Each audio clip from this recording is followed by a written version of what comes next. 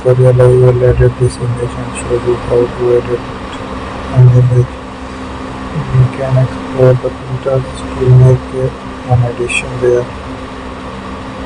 So let's find a design to make it. I will use a texture. Increase the size there. Add another paint. So there we are. I will use another design. Make the changes. I will apply there.